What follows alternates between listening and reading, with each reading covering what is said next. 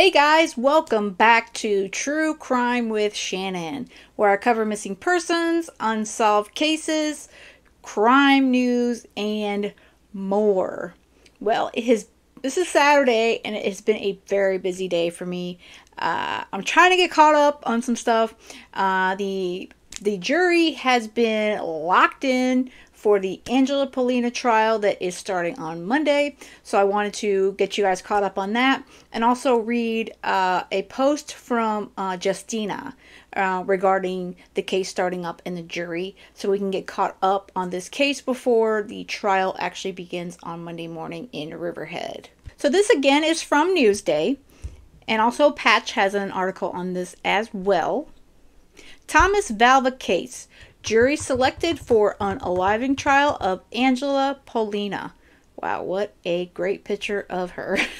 And I say that with very thick sarcasm, y'all. A jury of 8 men and 4 women was seated in Suffolk County Court in Riverhead Friday to decide criminal charges against Angela Pollina, the Centermore Reaches woman accused in the unaliving of 8-year-old Thomas Valva. The final alternate jurors were selected Friday morning, completing the selection process after 2.5 days, when more than 600 prospective jurors were summoned to the courthouse. The alternate jurors consisted of 4 women and 2 men. Opening statements in Pollina's trial are scheduled for Monday morning in Supreme Court Justice Timothy Massey's courtroom on the 4th floor in Suffolk County Court in Riverhead. Thomas's father, ex-NYPD officer Michael Valva, was Pollina's fiancé at the time of the boy's death. Both Valva and Pollina were charged with second-degree unaliving after Thomas died of hypothermia on January 17, 2020, after spending a night in on the bare concrete floor of the Bittersweet Lane home garage, where the temperatures hovered at around 19 degrees, prosecutors have said. Pollina's Huntington-based defense attorney, Matthew Toohey, said his opening statement will concentrate on Pollina's actions or lack thereof on the morning of Thomas's death. I'm going to focus on the fact that she didn't commit the act, and the people are speculating on her state of mind because she wasn't involved at all, Toohey said. She only came onto the scene and tried to help out. Woo, that's saying a lot. I don't think she tried to help. No, I'm not buying that one at all. Toohey said he was able to emphasize some key points to the jury during the voir dire part of jury selection, that it's difficult to determine a person's state of mind and the intricacies of navigating the parenting of children in a blended family. Toohey plans to argue that it was Michael Valva who was in charge of caring for and disciplining his children, even though they all lived under the same roof, and Valva worked long hours as an NYPD transit officer. Pollina has pleaded not guilty to second-degree unaliving in Thomas's death under the depraved indifference theory, which is not an intentional crime. She's also pleaded not guilty to the other indictment charges: 4 counts of endangering the welfare of a child in the alleged abuse of Thomas and his older brother Anthony, who was 10 years old when Thomas died. I could tell you for a fact the charges of the welfare of a child, endangering the welfare of a child, are completely true. Of course, I also believe the second-degree unaliving is true. Prosecutors have said the pair were acting in concert when Thomas and Anthony were forced to sleep in an unheated garage. Yeah, and Angela did not want them in the house because of accidents. Michael Valva was convicted of unaliving Thomas at his trial last year and is serving the maximum sentence of 25 years to life in prison in an upstate prison near the Canadian border. Pollina demanded the boys sleep in the garage and told Valva on more than one occasion that he could move out of their Centermore Reaches home if he didn't like it, according to text messages presented by the prosecution at Michael Valva's trial. Prosecutors are also expected to present those text messages to the jury, as well as a video and audio evidence from the home surveillance system inside the Valva Pollina home. The boys' teachers at East Moriches Elementary School are also expected to testify, as they did at Michael Valva's trial, about how the boys suffered in the years before Thomas died. And if those that were following the Michael's trial, that was pretty heart-wrenching. So this should be some tough testimony there. Anthony and Thomas appeared at times emaciated and often came to school saying they were hungry and cold. Their teachers testified during Valva's trial.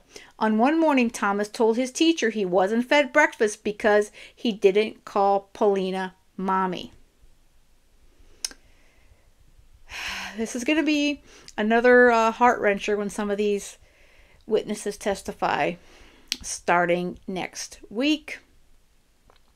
It's going to be pretty intense. Now, what to know? Here's the key points as far as what's going on right now. A jury was seated Friday morning in Suffolk County Court in Riverhead to decide the charges against Angela Pollina. She's a mother of 3 girls who's also accused of the unaliving death of Thomas Valva. Pollina's charged with second-degree unaliving in his death and the alleged abuse of Thomas and his older brother Anthony. Opening arguments in the second Valva case trial are scheduled to begin in Riverhead on Monday morning. So Monday morning, things are going to get pretty heated in Riverhead. And I know apparently no one was allowed in the courtroom for, I think maybe some of the media, but they don't have the courtroom opened up to everyone else during the jury selection. So that should be quite different when the trial starts on Monday. And I know quite a few folks that plan on being there to hopefully see this woman get exactly what her ex-fiance got. Yeah. All right, let's check out Justina's statement. She posted it earlier today on her Facebook page. So again, Justina mostly posts her thoughts on her Facebook page. So this is actually her Facebook page for those that have not followed and want to follow her. She doesn't respond really much, and she's very detailed, and the woman, she's completely intelligent, you guys. So I have not been able to speak with her, and I would love to speak with her at some point if she would be willing and able. But she's a strong, amazing woman in my, from what I've gathered since I started following Thomas's case. And I know she's an amazing mother to to Thomas's brothers right now. Okay, criminal trial proceeding, People versus Angela Pollina. Jury selection February 22nd through 24th. So again, this is her commenting on the last 3 days in court for the jury selection. Dear friends, the jury selection process has been completed yesterday after only 3 days of scheduled court proceedings. This must have been the fastest jury selection process in the whole entire history of the past criminal trial proceedings, which obviously begs the question, what is the purpose of all this sudden rush?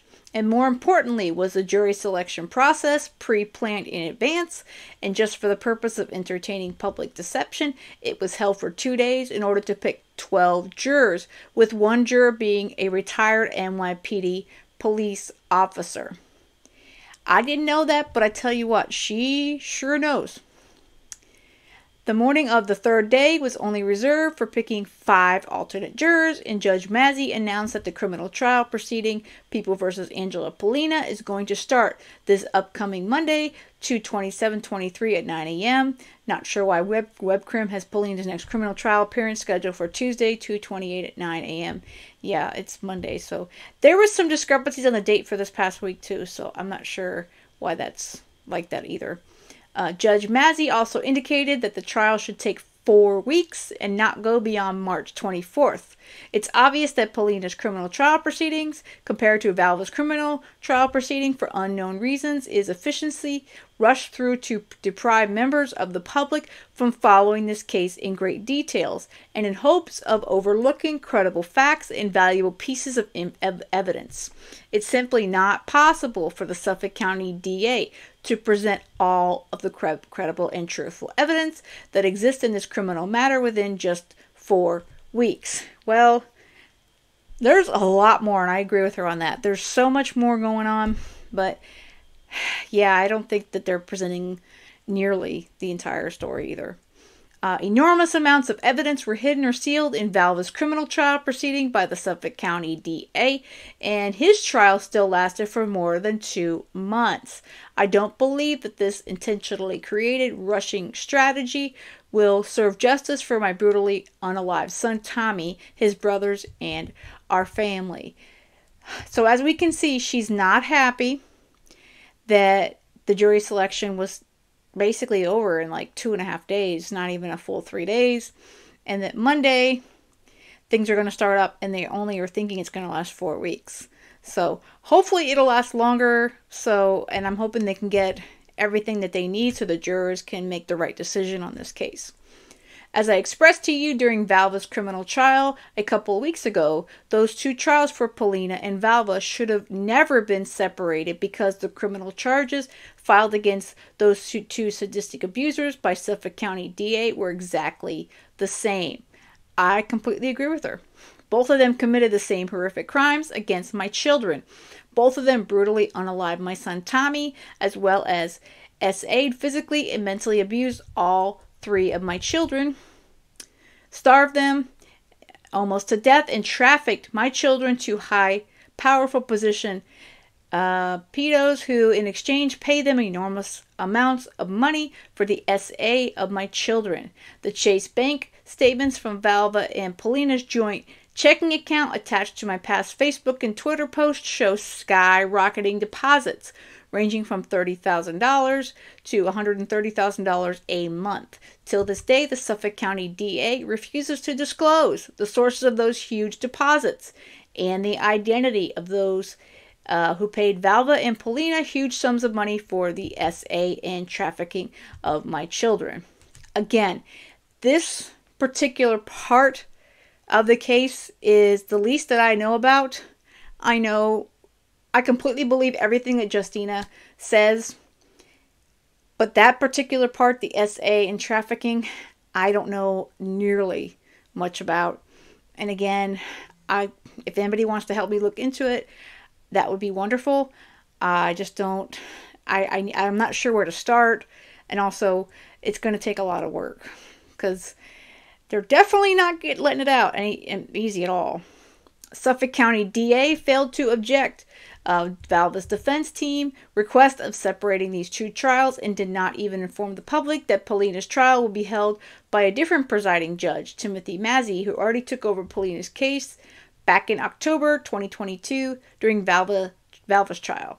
As you all remember, I found out about it very late from the newspaper article after Judge Massey already had 2 court proceedings without public knowledge on 10/26/2022 and 11/22/2022. Please note that Judge Condon was presiding over Pollina's case until October 12, 2022, and he never formally recused himself on the court's record. Why simple facts related to People versus Angela Pollina criminal trial proceedings are being hidden from the public. Judge Massey served for almost 10 years as an assistant district attorney in the office of the district attorney of Suffolk County, and he became chief of its homicide bureau. The question is, if this creates a conflict of interest in current pending criminal trial proceedings between People versus Angela Pollina. That I'm not sure. He's been 10 years. I don't know. I mean, unless he's got some something going on. But 10 years, I would think that would be separate at this point. But it's definitely worth asking. And there's a lot. The thing is that Justina has been... It was a judge that took away her children and gave them to Michael. And of course... Tommy was unalived. So I completely understand Justina's distrust of the system, especially in Suffolk County. So that I completely get. And I hope that Judge Mazzy is going to do a good job in this case. I really, really do. Going back to Suffolk County DA, intentional failure of not objecting the request by Valva's legal team separation of both Valva and Pollina's trials. It's worth to mention that now Pollina's legal team have a great opportunity to read the court transcripts from Valva's criminal trial, and they can use this knowledge to manipulate their defense questioning tactics in order to discredit the previously testifying witnesses in the Valva trial. Yes, that's true, but they're also, the jurors are not allowed to hear. He lost he wanted his motion to tell the jury that Michael Valva was found guilty in this case. So hopefully that makes a big difference. That's what I'm hoping anyway. Newsday reports that most of the testifying witnesses will be the same. Was this the reason why Pollina's legal team needed 3 months after Valva's trial for those preparations? Pollina's attorney already expressed to the media that he's planning to emphasize to the jury that Pollina didn't physically harm Tommy on the morning of his death, but it was Valva who unalived Tommy. He forgot to mention that Pollina's horrific crimes against my children started a few years back that ultimately led to Tommy's brutal unaliving by both Valva and Pollina, and afterwards many hours of covering up their horrific crimes based on tampering with Tommy's lifeless body, as well as crucial pieces of evidence, including the unlawful removal of laboratory evidence, DNA traces, fingerprints, bloodstains. I hope this time around that the Suffolk County DA is not going to repeat their unlawful actions exposed in Valva's criminal trial and refrain from hiding or stealing from the public eye those aforementioned evidence in order to protect the identity of SAers whom Valva and Pollina trafficked my children to. Yeah, there's a lot of corruption, and I think she's on the right track there or something. Pollina's attorney expressed to the media outlets that he, as well as Pollina, are pleased and happy with the jury pick because they seem very fair, to the point that Pollina didn't try to veto any particular juror. The question is if they are very fair to the point of overlooking the undeniable facts and credible evidence proving Pollina's horrific crimes. I hope that's not the case, because if that happens, then it's obvious that jury selection process was purposely fixed and staged. Moreover, Pollina's attorney claimed he wanted to find highly educated jurors with emotional intelligence who could understand the dynamics of blended families. He forgot to mention that jurors in their decisions are required to follow the law based on credible facts supported by undeniable evidence. All other aspects belong to Pollina's defense team wish list is not going to serve justice. Well, I hope that she's wrong on that. I hope she's also hoping that she's wrong. And I really hope this jury comes in there on Monday morning and they're ready to see the truth. Because we that have been following this case, we see the truth. And I hope that the jury can see right through Pollina. I really, truly do. Pollina, on the other hand, presented herself with gray hair the first day of jury pick selection and brown on the second day of jury pick selection. You wouldn't know this because Newsday, covering the story, every single court appearance, purposely provides in their articles Pollina's old images from a few months ago. Pollina must have been using some powerful connections to receive hair coloring products, which are contrabands and not allowed in jail. I'm not sure if they're allowed to purchase it in jail. That I'd have to look into to see if that's possible. Because I know they can get a certain amount of money on their books and they can buy certain things. Because I know you can buy like toothbrushes or, foods and stuff like that. So I don't know if she can buy hair color. I'll have to look into that. To desperately appear more attractive for the public eye. And apparently 8 male jurors that were picked for the matter. No hair coloring or high fashion business attire are going to cover up Pollina's horrific crimes and erase my children's blood from her hands. Fact. And that's not, unfortunately, that's not unforeseen. most attorneys, defense attorneys, are going to try to make their client look, either like they're going to look smaller. There's all kinds of tricks and ways, like more intelligent, more, younger, color their hair, wear different frumpy clothes. There's all kinds of things. I know in Casey Anthony, they dressed her certain ways, and sometimes they make their chairs lower. There's all kinds of tricks that defense attorneys can use to make a client appear a certain way to a jury. So that's not unheard of at all. Pollina worries so much about her gray hair to be exposed publicly, thinking that her refreshed image will help her receive freedom. But in regards to my children, she kept horrifically torturing them without any remorse by violently and brutally ripping their hair out with its roots, leaving bald spots on their little precious heads. Sheesh, that's the first time I've heard that one. That's horrific. She was also observed giggling in the courtroom. Gee, that's nice. Come on, Angela. So at one point, I'm not quite understanding Newsday article, contrary describing her at one point wiping tears from her face. Maybe Newsday should really think about allowing their photographer camera operator back in the courtroom to confirm those statements and finally present the readers with the current image of Pollina. My question is, were they allowed in there? Because remember, there's been I think most of the images we had from Michael's trial were not in the courtroom. They were all the witnesses, and everybody was coming in or out of the courtroom. So that could be the ruling from the judge and the county. So that's another one I would have to look into before confirming that she's correct on that. Obviously, Pollina's attorney did not waste an opportunity to comment that Pollina feels emotional, and the fact that so many people left the courtroom because they cannot be impartial impacted her. Pollina must have been practicing for the past 3 years, being incarcerated, crying on demand behavior, because she surely didn't feel emotional or remorseful after horrifically abusing, torturing, and starving my 3 innocent little children. Yeah, I agree, Justina. We all know defendants will play the emotional card. That's another one that we see all the time, unfortunately. And I don't buy it for a hot second either.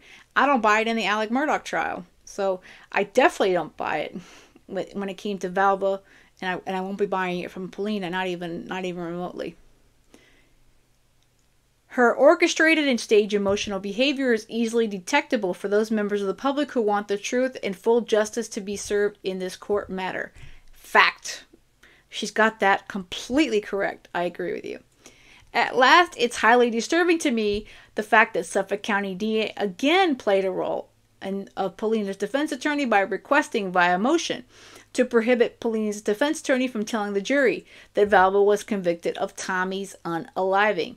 Judge Massey granted the Suffolk County DA motion by instructing Pollina's attorney to not mention or argue in any way that Valva was convicted. This is beyond shocking. So I guess she doesn't like that decision. Let's see. First of all, this type of motion, if any, should be filed by Pollina's defense team, not prosecution.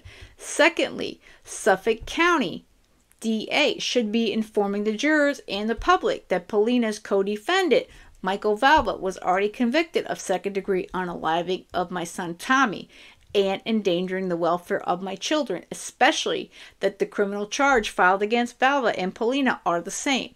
Pollina and Valva are both co-defendants.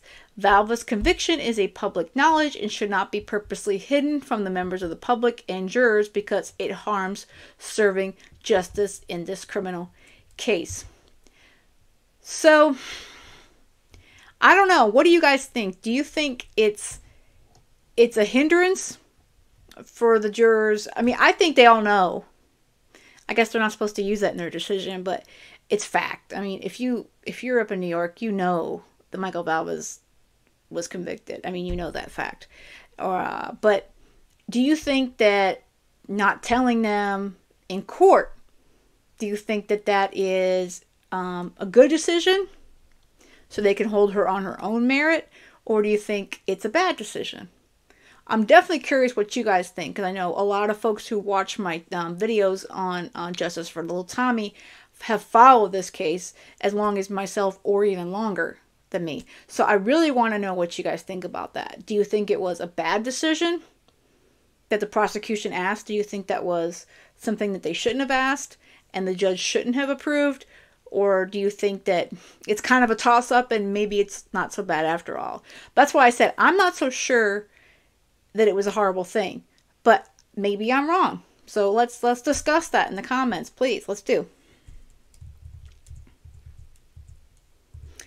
Similarly, the questions that were asked by the Suffolk County DA to potential jurors in regards to their opinions on caring for children with autism and whether discipline or punishment can turn into being evil or wicked are not understandable to me. There is absolutely no justification for any caregivers of autistic children, including Angela Pollina and zubko-valva, to become their sadistic abusers, torturers, oppressors, monsters, and unalivers.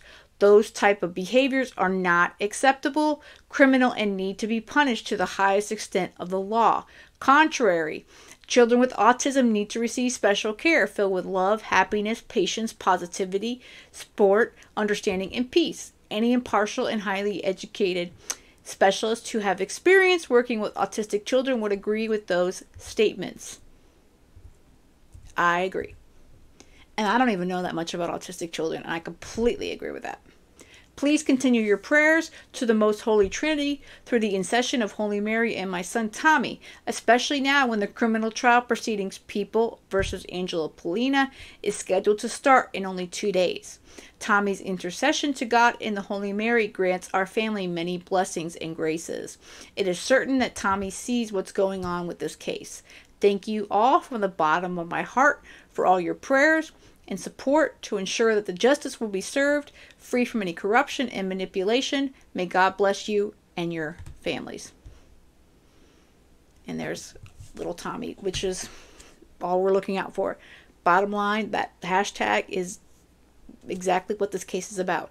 Justice for Thomas Valva.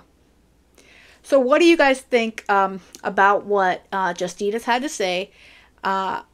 I love when she speaks, honestly. She's a highly intelligent woman.